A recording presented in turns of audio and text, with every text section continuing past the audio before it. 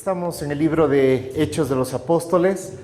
Hemos ido pasando varios, desde que fueron encomendados por el Señor en llevar la verdad del Evangelio, los hemos visto confrontar una y otra vez con los entes políticos y religiosos de la época. Tanto a los apóstoles como ahora, y en lo que hemos quedado es, Esteban está siendo acusado, y si lo recuerdas, está siendo acusado falsamente, ¿no? Dice que era tanto el rencor, el odio en ellos, y no sabían cómo parar este extender del Evangelio, esta pólvora que se había regado y que se estaba expandiendo y prendiendo por toda Jerusalén. No sabían qué hacer y entonces tuvieron que inventar una acusación contra Esteban. ¿Quién es Esteban? Esteban es alguien de la congregación que fue escogido para servir mesas. ¿Te acuerdas? Ese era el reclamo que había. Cuando hay milagros, prodigios, la iglesia va creciendo, todo eso. También vemos que cuando la iglesia comienza a crecer, los problemas también crecen. Las iglesias tienen problemas, ¿no? Entonces, conforme va creciendo, uno dice, ¡qué bendición! Estamos creciendo. Sí, pero también vienen más problemas. Y al venir problemas, la solución del reino es, bueno, la iglesia somos todos, así que todos participemos. Así que los apóstoles dicen, escojan entre ustedes 7 hombres, ¿sí?, llenos del Espíritu Santo. Yo hubiera dicho, oiga, Pedro, pero es para servir mesas, deberían saber limpiar la mesa, limpiar los platos, saber atender por la derecha, no llenos del Espíritu Santo. Pero lo que vemos es que la palabra nos dice que todo lo que hagamos, lo hagamos como para el Señor. Y no podemos hacerlo si su Espíritu no está en nosotros. Y eso nos rompe el esquema de que las cosas de Dios no son las cosas que pasan entre las 4 paredes de este lugar, sino que las cosas de Dios es todo lo que pasa en la vida de las personas. Entonces, bueno, este hombre escogido por la iglesia para servir mesas, es también el que se encuentra siendo acusado de traer gran rebulicio a Jerusalén. O sea, fíjate, no es el pastor, no es un apóstol, no es alguien rimbombante, no, es alguien de la congregación. Y este se convertirá, y lo veremos hoy, en el primer mártir de la iglesia. ¿Qué es ser un mártir? Mártir es dar tu vida por lo que crees. Y vamos a ver que este hombre no está dando su vida por su filosofía, su dogma, sino que es el evangelio de otra persona. Él da su vida por convertirse en testigo de algo que otra persona hizo. Y da su vida por eso. Es increíble. Veamos un poco ¿de qué se lo acusaba? Vimos que en Hechos 6 a él se lo acusa de 2 cosas principalmente. De estar en contra del templo y de estar en contra de la ley. Esa es la acusación. Es que tú andas diciendo que este Jesucristo va a destruir el templo y todo. Y para ellos, para este cuerpo colegiado llamado Sanedrín, el templo se convirtió en su todo. Era su becerro, era su ídolo. Y entonces la respuesta de Esteban es una respuesta histórica. Primero, enseña a la iglesia varias cosas. Ya hemos visto 2 predicaciones anteriores que nos confrontan mucho a nuestra forma de predicar actual. Y esta no va a ser la excepción. Es una predicación del Evangelio ordenada e histórica, que va a rebatir los puntos fundamentales que este cuerpo colegiado tiene contra Esteban.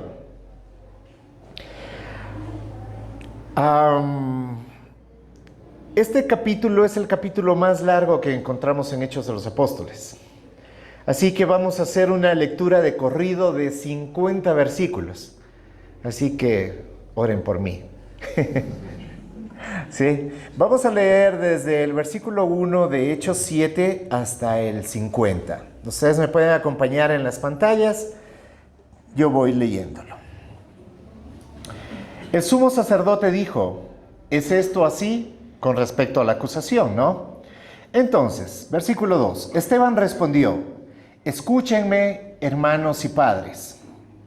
El Dios de gloria apareció a nuestro padre Abraham cuando estaba en Mesopotamia, antes que habitara en Aram, y le dijo: sal de tu tierra y de tu familia y ve a la tierra que yo te mostraré. Entonces Abraham salió de la tierra de los caldeos y se estableció en Harán, y de allí, después de la muerte de su padre, Dios lo trasladó a esta tierra en la cual ustedes habitan. No le dio en ella heredad, ni siquiera la medida de la planta del pie, y sin embargo, aunque no tenía hijo, prometió que se la daría en posesión a él y a su descendencia después de él. Y Dios dijo así: que sus descendientes serían extranjeros en una tierra extraña y que serían esclavizados y maltratados por 400 años.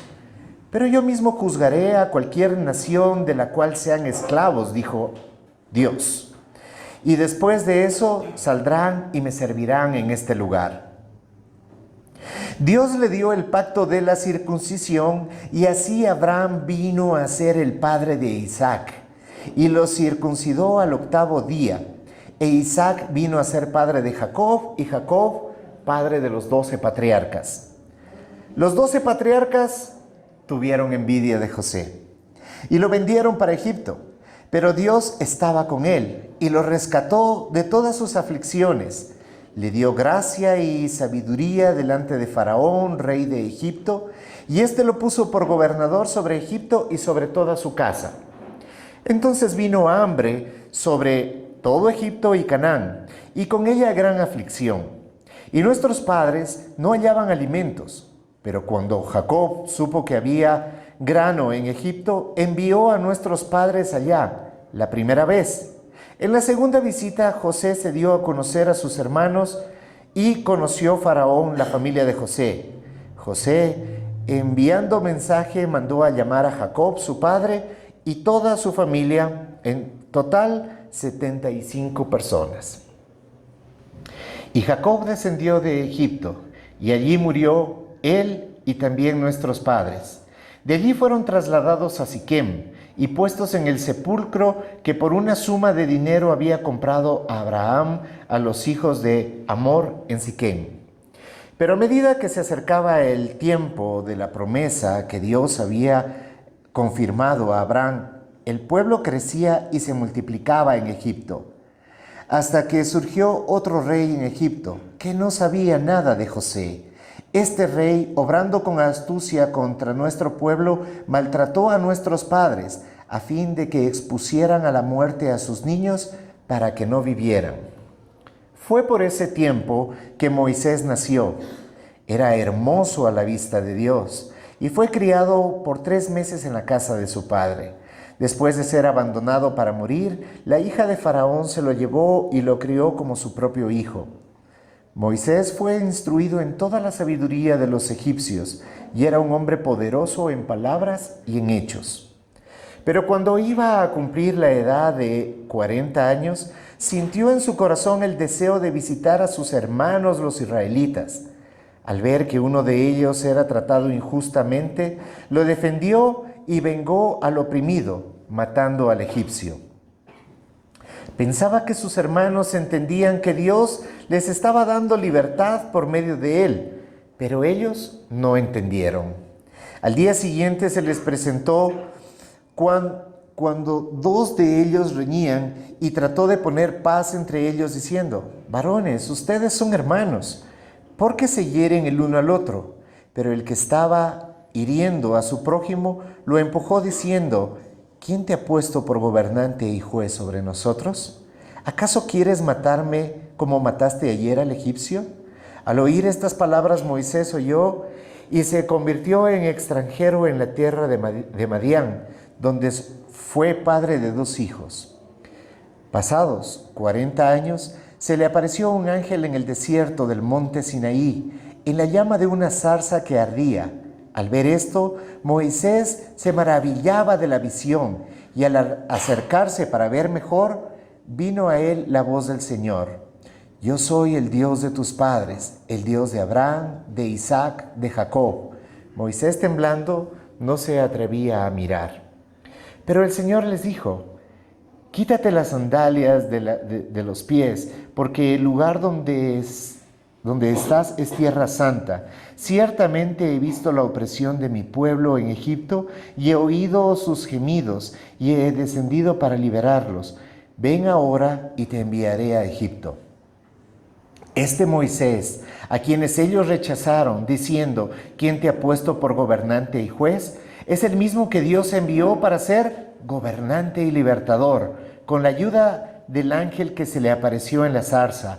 Este hombre lo sacó, haciendo prodigios y señales en la tierra de Egipto, en el Mar Rojo y en el desierto por 40 años. Este es el mismo Moisés que dijo a los israelitas: Dios les levantará un profeta como yo de entre sus hermanos. Este es el que estaba en la congregación en el desierto junto con el ángel que le hablaba en el monte Sinaí y con nuestros padres, y el que recibió palabras de vida para transmitirlas a ustedes, al cual nuestros padres no quisieron obedecer, sino que lo repudiaron y en sus corazones desearon regresar a Egipto, diciendo a Aarón: haznos dioses que vayan delante de nosotros, porque este Moisés que nos sacó de la tierra de Egipto, no sabemos qué le haya pasado. En aquellos días hicieron un becerro y ofrecieron sacrificio al ídolo, y se regocijaban en las obras de sus manos. Pero Dios se apartó de ellos y los entregó para que sirvieran al ejército de los cielos, como está escrito en el libro de los profetas. ¿Acaso fue a mí a quien ofrecieron víctimas y sacrificios en el desierto por 40 años, oh casa de Israel? También llevaron el tabernáculo de Moloc y la estrella del dios Renfán, las imágenes que hicieron para adorarlas. Yo también los deportaré más allá de Babilonia. Nuestros padres tuvieron el tabernáculo del testimonio en el desierto, tal como le había ordenado que lo hiciera el que habló con Moisés conforme al modelo que había visto. A su vez, habiéndolo recibido, nuestros padres lo introdujeron con Josué al tomar posesión en las naciones que Dios había arrojado de delante de nuestros padres, hasta el día de David. Y David halló gracia delante de Dios y pidiendo el favor de hallar una morada para el Dios de Jacob. Pero fue Salomón quien le edificó una casa. Sin embargo, el Altísimo no habita en casas hechas por manos de hombres, como dice el profeta. El cielo es mi trono y la tierra el estrado de mis pies. ¿Qué casa me edificarán?, dice el Señor. ¿O cuál es el lugar de mi reposo? ¿No fue mi mano la que hizo todas estas cosas? Palabra del Señor. Amén. Esteban es llamado a responder por los cargos que es acusado. Él es acusado por blasfemia. Aquí tenemos que diferenciar, porque podemos decir: ¿cómo es que el Sanedrín finalmente sí tiene la autoridad para matar a Esteban y no pudo matar a Jesús? La acusación es diferente en ambos. La acusación que tiene Jesucristo es de sedicioso. La sedición solamente podía ser juzgada por los romanos. Él estaba acusado de romper el modelo, de romper el esquema. Él estaba acusado de otro reino. Era un sedicioso. Por tanto, debía ser juzgado por los romanos. En el caso de Esteban, él está siendo acusado por blasfemia. El caso de blasfemia sí podía ser sentenciado a muerte por el Sanedrín. Ojo, es un Sanedrín que está corrompido, pero hasta lo más profundo de sus pilares. Para aquel tiempo ya no hay solamente un sumo sacerdote. La palabra, la ley, enseña que había un sumo sacerdote. Para aquel tiempo ya habían dos sumos sacerdotes. Y donde se lo juzga a Esteban es en la casa de uno de ellos, a las 3 de la mañana, entre saltos y buenas. ¿Te das cuenta? O sea, ya no se está llevando un esquema de orden. ¿Por qué? Porque la palabra mismo nos dice que ellos estaban llenos de rencor, de odio, que lo que querían era poner fin a esto que estaba creciendo desmesuradamente en Jerusalén. que era este evangelio. Y este evangelio que según sus palabras era que este Jesucristo iba a destruir el templo, iba a quitar el sacerdocio de Aarón y tantas cosas que trajo ese temor, ese miedo. Por eso la falsa acusación. Y cuando lo llevan delante del Sanedrín, que como ya lo han dicho los pastores en predicaciones anteriores, era, o sea, la crema innata, eran los santos, eran los que conocían lo que debía conocerse de la Escritura, eran quienes ponían las normas, las reglas. Lo llevan delante de él y él, en vez de defenderse, así como también a su debido tiempo lo hizo Pablo, lo hizo Juan, no ocuparon ese espacio para defenderse y para decir, mire, esto es falso, lo que están inventando, yo también voy a traer testigos que digan que yo no he dicho eso. No, a él no le importa, él no está pensando en él y en lo que él hará. Él está pensando en lo que Dios le ha encomendado y lo que debe hacer. Y por eso su respuesta va en una enseñanza, porque lo que les está hablando, lo que les he acabado de leer, tal vez para algunos de ustedes es conocido y fácilmente unes las piezas del Antiguo Testamento y vas entendiendo. Tal vez para otros es la primera vez que lo escuchas y bueno, es una historia que tiene un cierto sentido en que un día un hombre en la Mesopotamia, lejos de cualquier lugar santo o lo que sea, escucha la voz de Dios. Y lo que Dios le dice y le promete, no se lo escribe en un documento, no le entrega nada como para decir, mira, lo que yo te estoy diciendo es cierto, toma un lingote de oro para que comiences. No, nada. Simplemente lo que le dice es, sal de esta tierra y ve a la tierra donde yo te llevaré. No hay promesa de nada, no hay promesa de te va a ir bien, no hay promesa de salud, no hay promesa de familia, no hay promesa de que tus hijos le servirán a Dios, no hay ninguna promesa. Es un Dios que hasta ese momento está en la Mesopotamia, ni siquiera es conocido, pero es Dios. Abraham sabe que es Dios. Abraham se convierte en el padre de la fe porque él decide, o sea, Dios mismo le da la capacidad para creer de esta manera y dejarlo todo para ir detrás de una promesa que no tiene mucho sentido. Porque no está hablando con un hombre de 25 o 26 años en la plenitud de su fortaleza, de su vida, queriendo comerse el mundo. No, está hablando con un hombre que ya ha pasado la primera etapa de su vida, que es esa etapa muy productiva. Este hombre, para aquel tiempo, 100 años. Yo tengo la mitad y si me dicen tengo un hijo, yo le diría, no, gracias. Suficiente, no avanzaría. Y eso con toda la ayuda y la tecnología que tenemos ahora y que los pañales desechables y todas esas cosas uno se la pensara bonito. ¿Te imaginas a los 100 años en el desierto? ¿Sí? Criar guagua. Y todavía es uno. O sea, hubieras dicho, bueno, fueron sextillizos, ya son 6, hay más posibilidad de que se convierta en una nación, pero un hito, o sea, como que le va a tocar esforzarse, ¿sí? Y como vemos, ¿no? Dice la palabra que engendró a este hijo engendró otro hijo, y este hijo engendra a 12. Entonces uno dice, bien, ahora sí, ya vienen 12, ya es un equipo de fútbol, ya se puede hacer algo. Estos hombres tienen que ser muy excepcionales, muy especiales. Son los patriarcas de Israel. Pero ¿qué es lo que dice de los patriarcas de Israel? Que tuvieron envidia. Los patriarcas de Israel, sobre los cuales se fundamenta la promesa de Dios, tienen envidia y desechan a su hermano. Por este sí le va mal.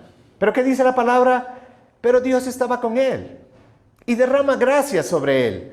No sé si conoces la vida de José y no voy a entrar en este momento en todos los detalles, pero sabemos que después de altos y bajos, más bajos que altos, ¿sí? Este hombre se llega a convertir en gobernador, ¿sí? en gobernador. Y uno dice, bueno, ahora sí José le va bien, ahora sí se va a poder vengar de sus hermanos. Esos hermanos que lo odiaron y que lo... No. Dios a través de este hombre muestra su gracia, su misericordia, y es la forma como la promesa se comienza a cumplir.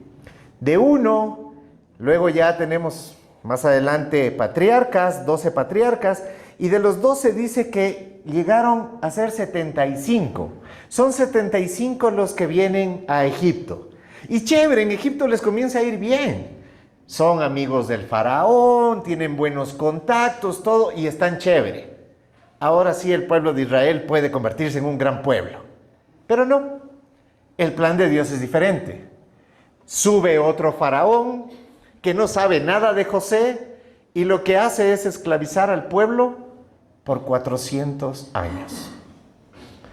Y uno dice, uff, terrible, ahora sí ese pueblo se acabó. No, pero la verdad nos muestra que después de 400 años entran 75 y salen varios millones. O sea, se nota que estuvieron haciendo deberes.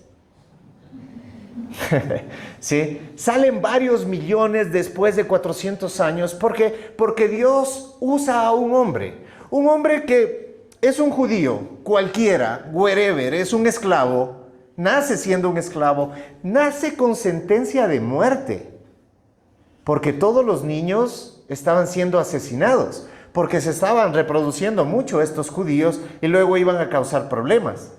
Nace con una sentencia de muerte, y no diría por los azares del destino, sino por la plena voluntad de Dios, ¿sí? Llega a ser nieto del faraón, cuidado por la hija del faraón, y dice que este hombre creció en la sabiduría de los egipcios con gran palabra, con gran poder de palabra. Así que ahí se desbarata aquello que dicen que Moisés era tartamudo, que por eso cuando Dios lo llamó, él estaba tartamudeando y no tenía facilidad de palabra.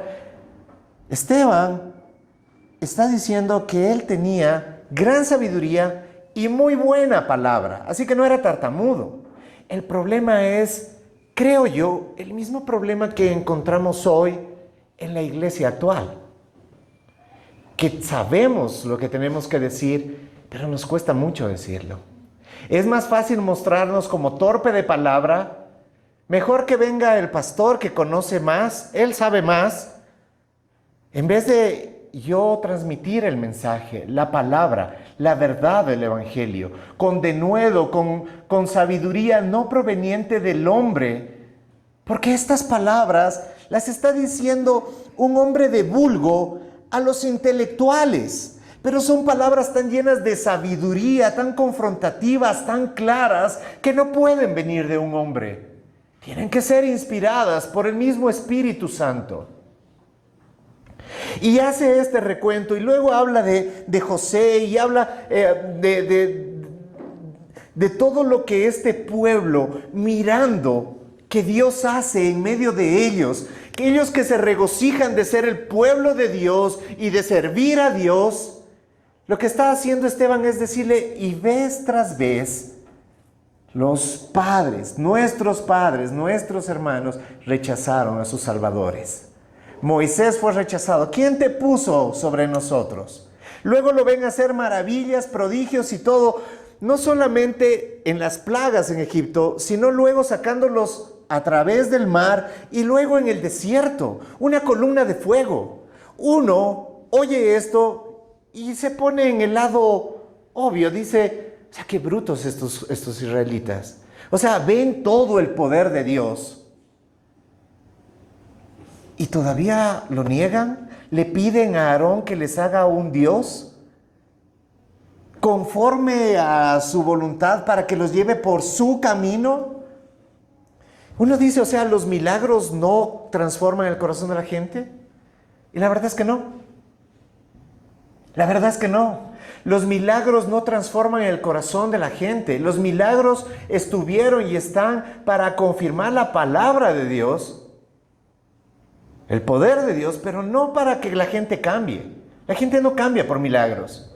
Si no, seamos honestos. Hace unas semanas preguntaba aquí, ¿quién no ha vivido un milagro? ¿Quién de nosotros no ha vivido un milagro que puede decir, no puedo explicar esto que pasó, pero así fue? Y casi todos podríamos decirlo. Pero también podría decir que casi todos, cuando estamos en la prueba, renegamos de Dios. Porque lo que Esteban está mostrando no solamente es al pueblo de Israel, lo que está mostrando es la naturaleza del hombre. El hombre cada vez rechaza a su Salvador, se aleja de su Salvador. Puede ver los milagros, puede ver los prodigios, puede ver una columna de fuego guiándolos y aún así reclamaremos a Dios porque no nos amas, porque me has abandonado, porque me pasa esto, porque me pasa aquello, tal como lo hizo el pueblo de Israel. Y lo que Esteban está diciendo es, así es la historia de la humanidad. La humanidad por sí sola se separa de Dios, no quiere caminar con Dios, no quiere ver a Dios como su Salvador. Y más bien, ¿qué es lo que ha hecho? Es encapsularlo, meterlo entre cuatro paredes. El templo. Ven, porque en el templo suceden las cosas de Dios. Porque las cosas de Dios, para los cristianos, son las cosas que pasan dentro de cuatro paredes. Me reúno el domingo, cosa de Dios. Leo la Biblia, cosa de Dios. Oro, cosa de Dios. Me veo con los hermanos, cosa de Dios. Todo lo que yo hago afuera es cualquier otra cosa menos cosas de Dios. Y eso es lo que dice Esteban. ¿Cómo es posible que piensen de esa manera? ¿Cómo es posible que ustedes crean que el templo es el lugar donde uno va y se santifica y todo viene a caer en su forma? Porque el templo es donde nosotros ponemos nuestras vacas sagradas, es nuestros ídolos. En el templo es donde decimos es que debería cantarse esta música. Deberían ser 3 canciones, 2 canciones, 2 de alabanza, 2 de adoración, que la predicación debe ser así, que luego tienen que recibir las ofrendas. O sea, siempre pensamos que debe haber un esquema. ¿Por qué? No, es que ahí ya no hacen de esta manera, o es que ya no tienen el grupo de jóvenes, o es que el grupo de mujeres, o es que el grupo... Y se comienzan a convertir en nuestros ídolos, pensando que si tenemos todas esas cosas, entonces tenemos una correcta doctrina. Y ese es un grave peligro de una iglesia como esta, que tiene una buena y sana doctrina. El problema es creer que la sana doctrina de por sí lo es todo. Y no lo es. Porque aquí de todo lo que está hablando hay una cosa fundamental de la que está hablando Esteban, que es del primer pacto, la circuncisión. ¿Alguna vez te has puesto a pensar qué representa la circuncisión y cómo hoy la circuncisión se aplica a nuestros días? Mira que la circuncisión es el pacto que se genera aquí. Cuando Dios le hace la promesa a Abraham, de una gran nación, viene consigo la circuncisión. ¿Y qué era la circuncisión? Era en el órgano masculino cortar el prepucio, ¿sí? A los 8 días de nacidos. Te voy a hacer preguntas, y no quiero que pienses que son groseras, pero sí son preguntas reales, ¿sí? Ningún hombre circuncidado, ¿sí?, anda mostrando, mira mi circuncisión, ¿sí? Mira lo bonita que quedó la circuncisión. Nadie está haciendo eso, ¿verdad? Nadie. Entonces, ¿a qué se refiere la circuncisión? La circuncisión se refiere a algo íntimo, porque es algo íntimo, en un lugar íntimo, que es tratada con mayor honra y honor, ¿sí? Entonces, ¿quién sabe qué es circuncidado? El que es circuncidado. ¿Cómo se aplica eso hoy a nuestros días? No vamos a empezar a circuncidar, tranquilos, ¿sí? Ya veo algunos asustados. No, ¿cómo se aplica hoy a nuestros días?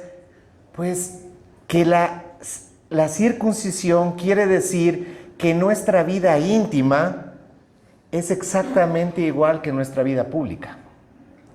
Entonces, ser un incircunciso, ¿qué era?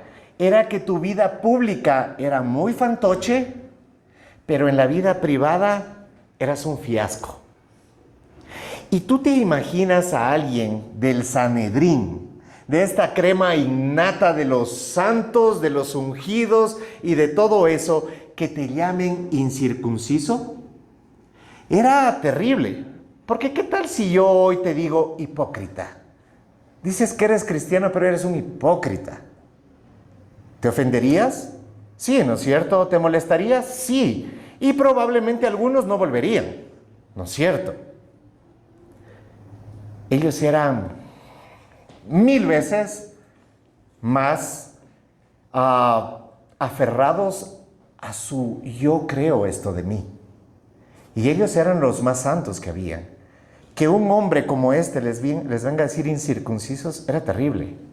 Por eso él está preparando el terreno. Comienza hablando de la circuncisión y comienza hablando de este pacto que debe mostrar a hombres y mujeres genuinos, circuncisión, íntimo, mostrándose en lo público.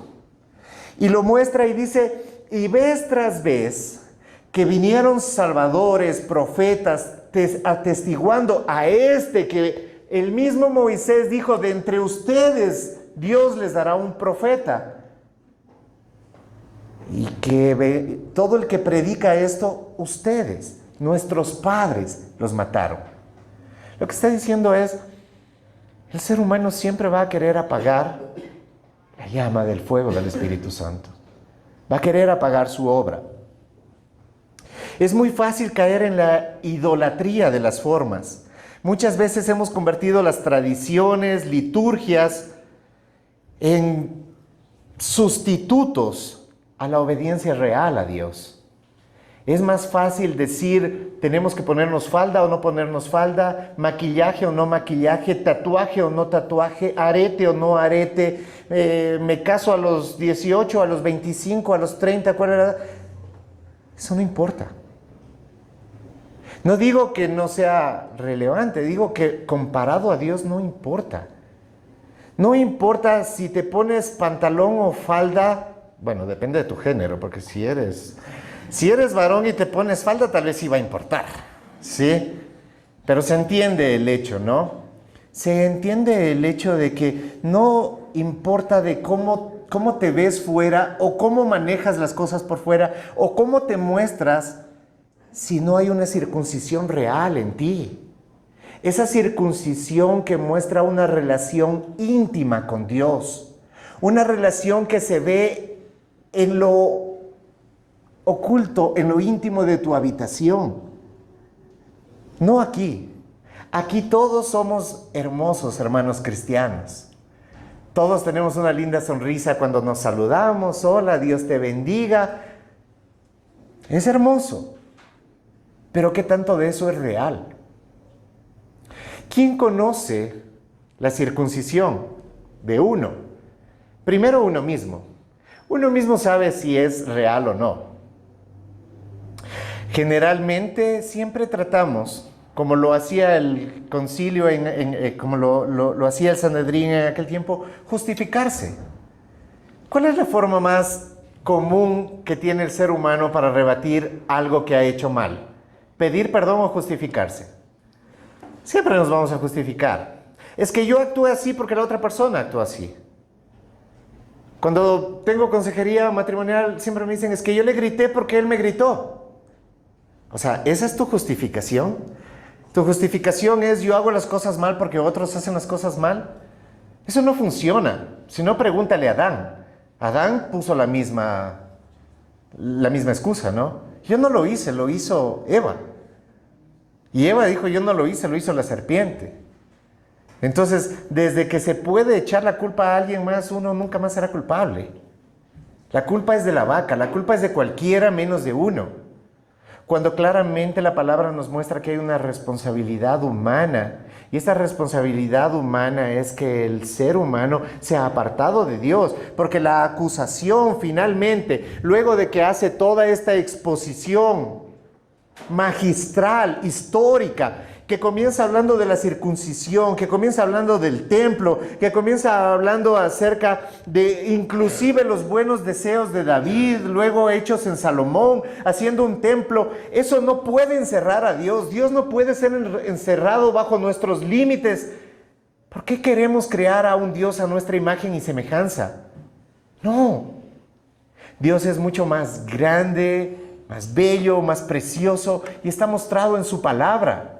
Y lo que Esteban está diciendo es, salgamos de ese esquema religioso en el cual creemos que las cosas deben ser así porque simplemente nos suena bien. ¿Por qué en vez de poner toda clase de excusas, no comenzamos solamente a obedecer? Punto. Punto. Es que no tengo tiempo, es que no puedo, es que el trabajo, es que esto y aquello. Siempre tendremos algo que va a poner una excusa frente a lo que deberíamos hacer. Y entonces, preparando el camino, que ya es incómodo, vamos a leer 3 versículos que van a sentenciar a muerte a Esteban. Versículo 51. Ustedes que son tercos e incircuncisos, de corazón y de oídos, resisten siempre al Espíritu Santo, como hicieron sus padres, así hacen también ustedes. ¿A cuál de los profetas no persiguieron sus padres? Ellos mataron a los que antes habían anunciado la venida del justo, es decir, Jesucristo, del cual ahora ustedes se hicieron traidores y asesinos. Ustedes que recibieron la ley por disposición de ángeles y sin embargo no la guardaron. 3 versículos para sentenciar su muerte. Él sabe que va a morir. Él no está luchando por su vida. Él no está diciendo, uy, de aquí me voy a salvar para predicar 5 años más el evangelio, porque así soy yo, súper bueno. No, él dice, esta es mi oportunidad de predicarle a los que nunca van a escucharlo. Tal vez lo van a escuchar por otros, pero aquí yo se los digo a la cara. Y no comienza diciendo, hermanos, seamos buenitos. O sea, ¿cómo es que tienen 2 sumos sacerdotes? No, sean amigos, háganse amigos, un hito nomás. Usted, pastor, que tiene ahí es su mujer que le está haciendo infiel, perdónela, venga el Señor le va a devolver su matrimonio. Yo he sabido que usted tiene problemas financieros. Ya, y X cerró, pero para eso está Jesús, para que le dé plata. No, su predicación no es así, no está tratando de convencer a nadie. Lo que está diciéndole es, ustedes son traidores y asesinos. ¡Qué falta de amor! ¡Qué forma tan cursi de predicar el evangelio! Parece locura. Creo que es locura. Creo que estamos llamados a ser locos. Creo que estamos llamados a predicar la esencia del evangelio. Y la esencia del evangelio comienza con la pésima noticia de que nosotros somos pecadores. Porque esta acusación no solamente fue para el Sanedrín 2000 años atrás.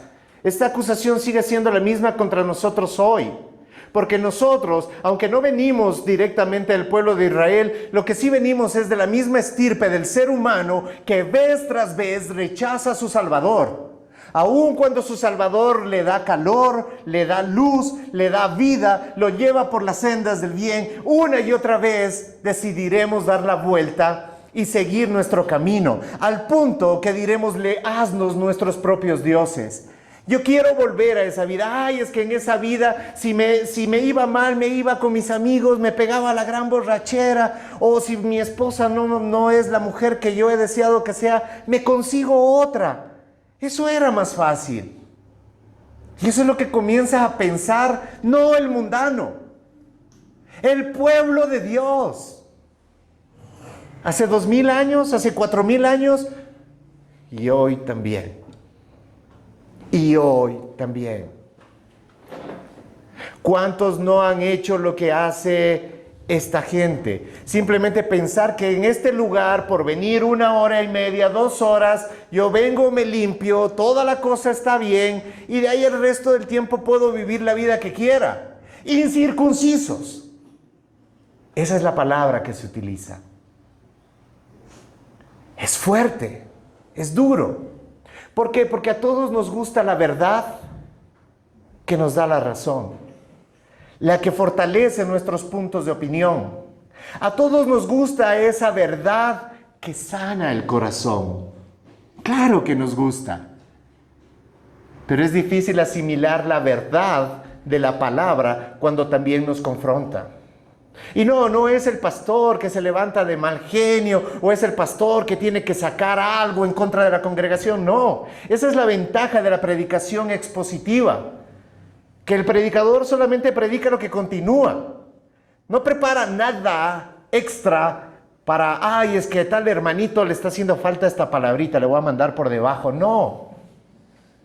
La predicación expositiva nos permite ir de la palabra de Dios aun cuando le incomoda al mismo predicador, porque aún el mismo predicador se siente aludido por la palabra.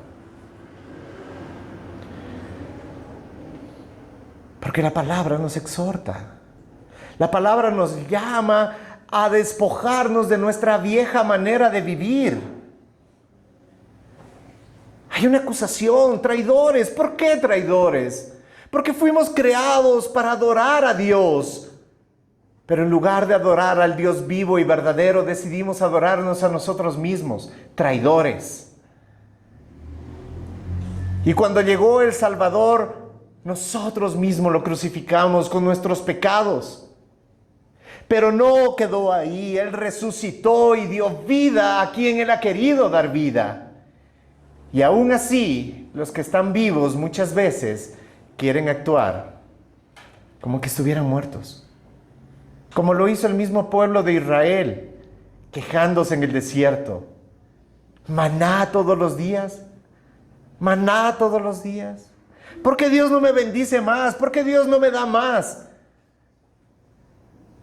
Porque Dios te da lo que necesitas. Pero la pregunta es, ¿y cuál es tu excusa para no dar lo que se espera de ti? Lo que Dios ha demandado de cada uno de nosotros, ir y hacer discípulos a las naciones. Hay un precio, queridos hermanos. Y estamos aquí viendo cuál es ese precio. Y el precio, déjenme decirlo, siempre será la vida. No estoy hablando que algún día moriremos apedreados, Dios no lo permita, o en una hoguera o en algún lado, no. Pero sin duda tenemos que morir a nosotros mismos porque la palabra nos dice que necesito morir para que Él viva en mí. Yo tengo que morir. Yo tengo que convertirme en un mártir y morir por mi fe. Por lo que yo creo, que nace de mí, no. Es lo que he recibido de Él. Estoy dispuesto a morir por Él, por su testimonio. Eso nos convierte en mártires.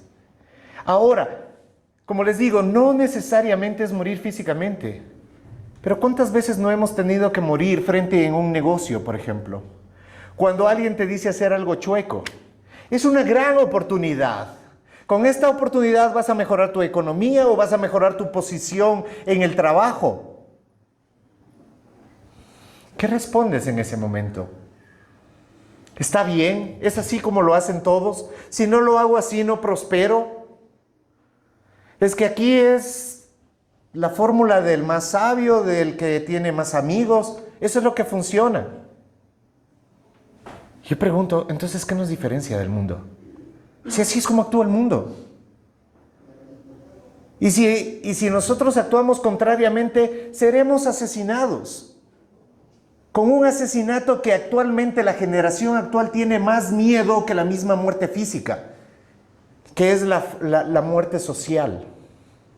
Que la gente te haga a un lado, que ya no te ponga likes en tus publicaciones. ¿Por qué? Porque son muy santurronas.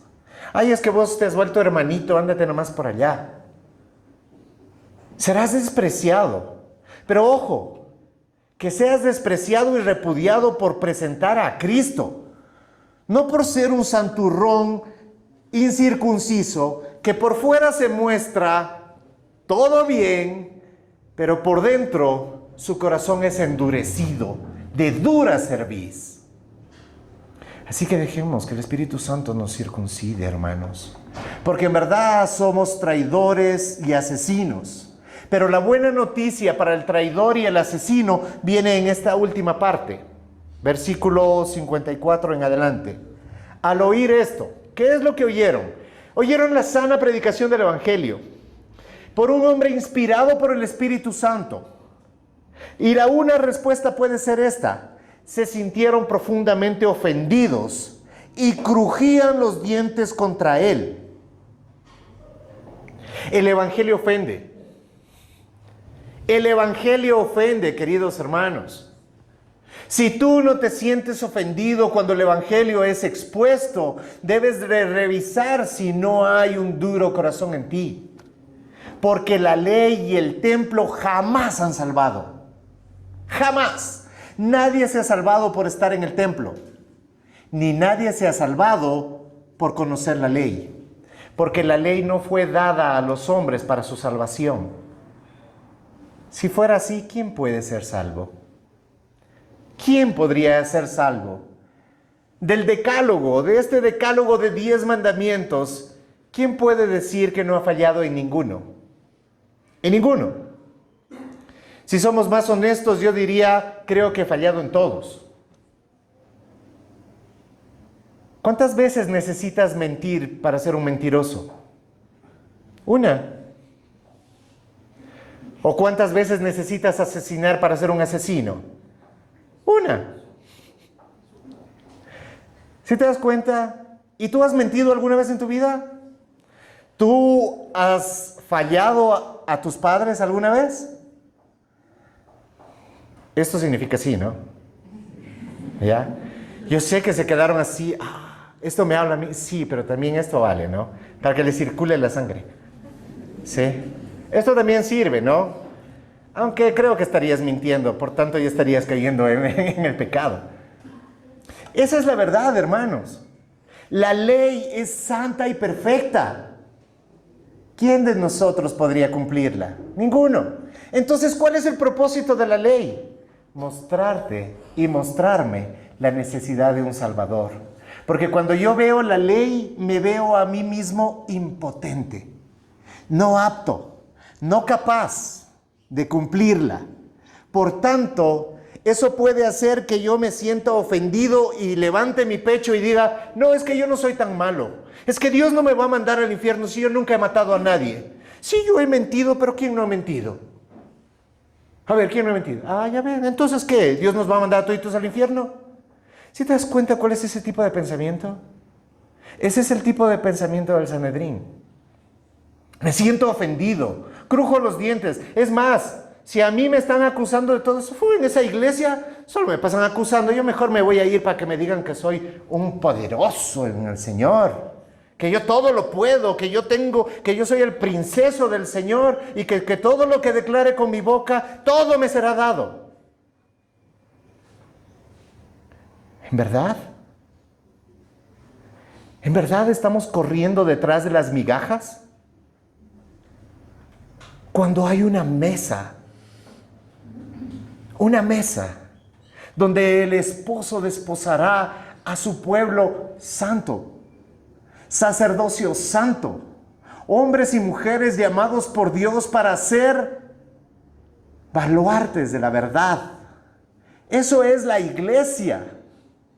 Por tanto, debemos ser la iglesia genuina, debemos ser la iglesia verdadera. Pero no solamente se trata de una buena doctrina, porque podemos llenarnos la boca de buena doctrina y que la doctrina y que la doctrina y que la doctrina.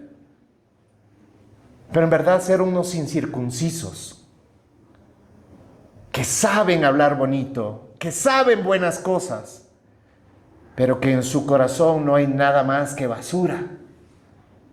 Dios nos libre de ser hombres así, mujeres así. Más bien por el contrario, hace una contraposición, pero lo uno es esto, pero lo otro es esto. Y claramente diciendo, pero Esteban, lleno del Espíritu Santo. No dice, pero Esteban, gran hombre. No, pero Esteban, lleno del Espíritu Santo, fijó sus ojos en el cielo. Iglesia, ¿dónde fijamos nuestros ojos? ¿Dónde fijamos nuestros ojos cuando estamos siendo apedreados por la cultura, por la sociedad? Cuando estamos teniendo que renunciar a nuestra propia vida, a nuestro propio ego. ¿Dónde ponemos nuestra mirada? Solo hay un lugar, solo hay uno. ¿De dónde vendrá mi socorro? ¿De dónde vendrá mi pronto auxilio? si no es del Señor. Y entonces dice, fijó los ojos en el cielo, vio la gloria de Dios y dijo, veo los cielos abiertos y al Hijo del Hombre de pie a la diestra de Dios. Esto es sumamente importante, hermanos, porque en todo el Nuevo Testamento siempre vamos a ver que la palabra dice que Jesús estaba sentado a la diestra. Esta vez está parado. Y esto es de gran importancia. En el tiempo en el cual esto se está escribiendo, la forma correcta de entrar a un juzgado era esa. El juez era sentado y el testigo fiel o el abogado se ponía de pie cuando entraba la persona. Jesús se está poniendo de pie y está diciendo, yo atestiguo a este hombre. ¿Te das cuenta? Él nos manda a ser sus testigos, pero frente al Padre, Él se convierte en nuestro testigo fiel y abogado. Yo certifico a este hombre. Es lo que está diciendo. Es lo que Esteban está viendo. Pregunta, iglesia, ¿qué quieres ver tú cuando estés llegando delante del trono de Dios? ¿Quisieras que Jesucristo se levantara y dijera, ven, siervo bueno y fiel, en lo poco has sido fiel, en lo mucho te pondré? O sus palabras podrían ser, siervo malo. ¿Cuál es la respuesta que buscamos?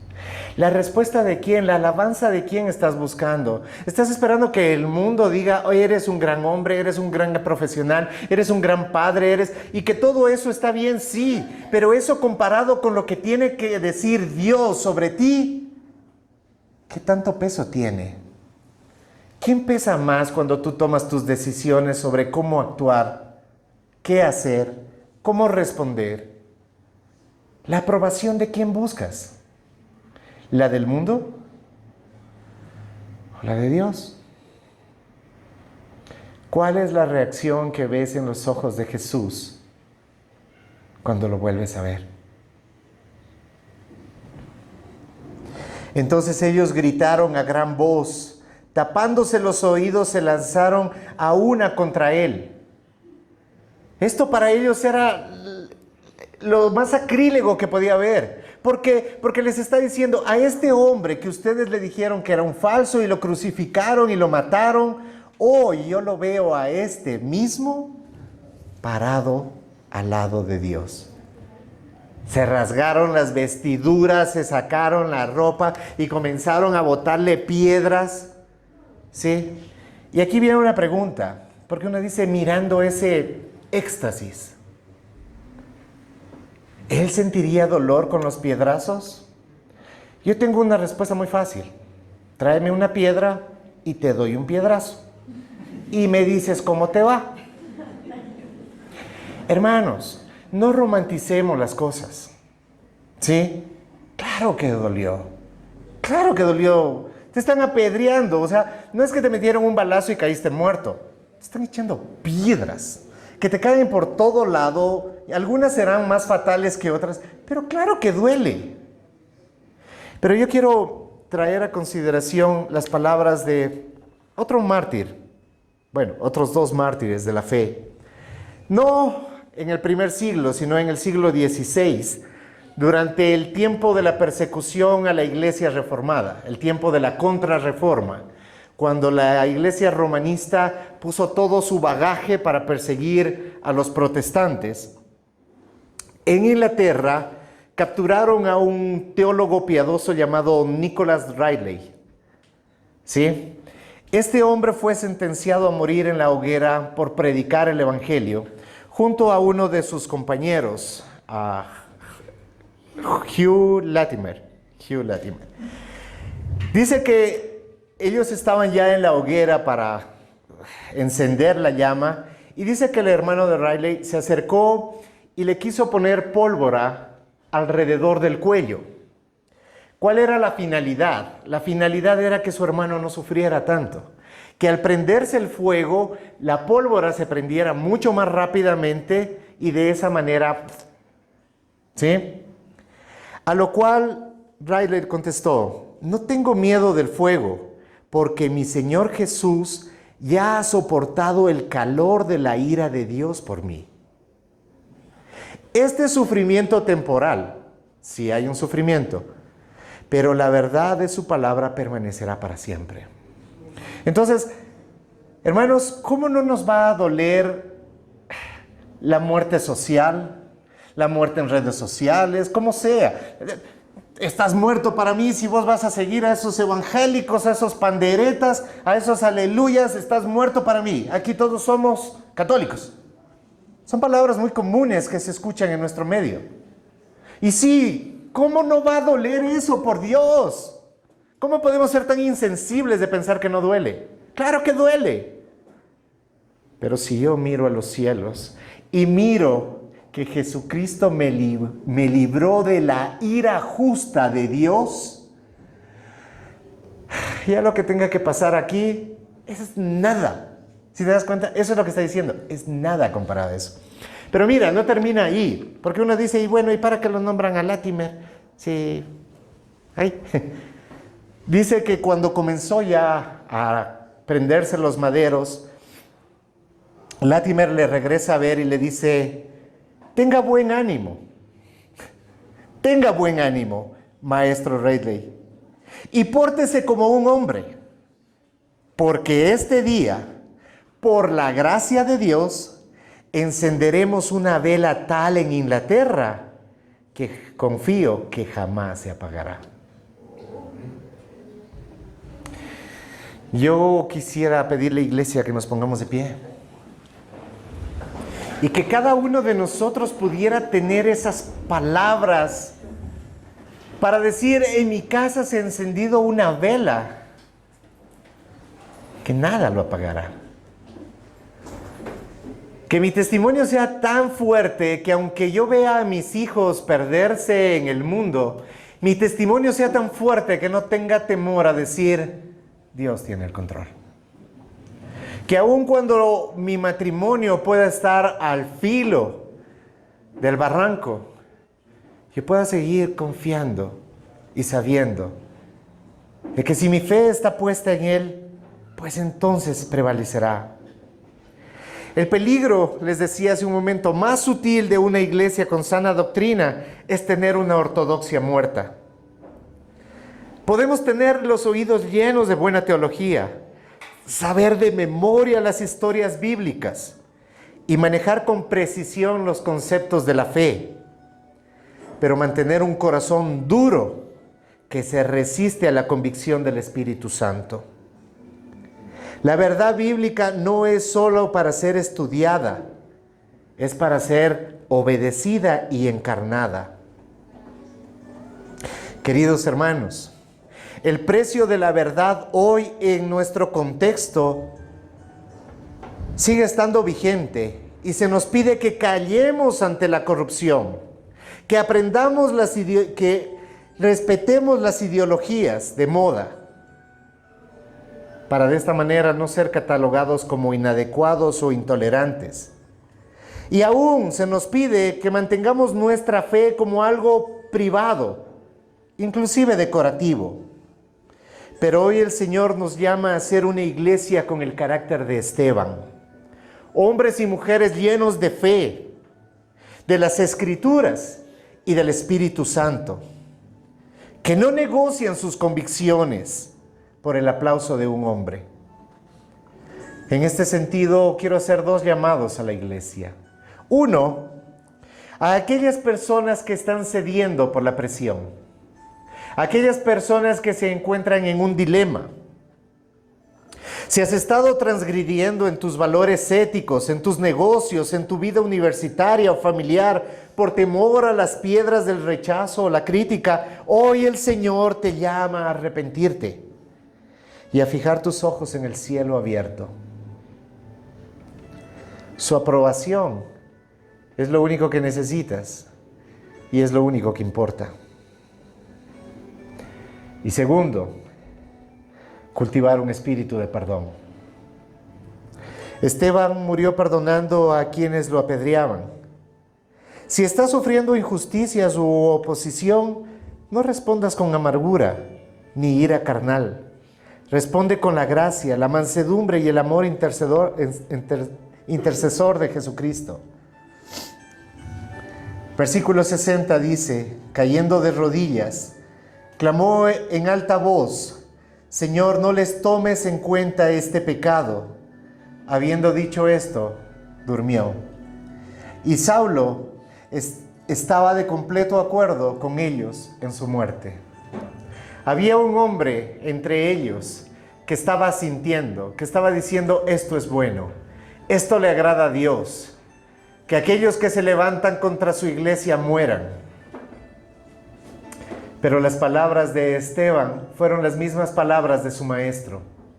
Cuando el maestro moría, dijo estas palabras, lo que hace un mártir es seguir los pasos de su maestro.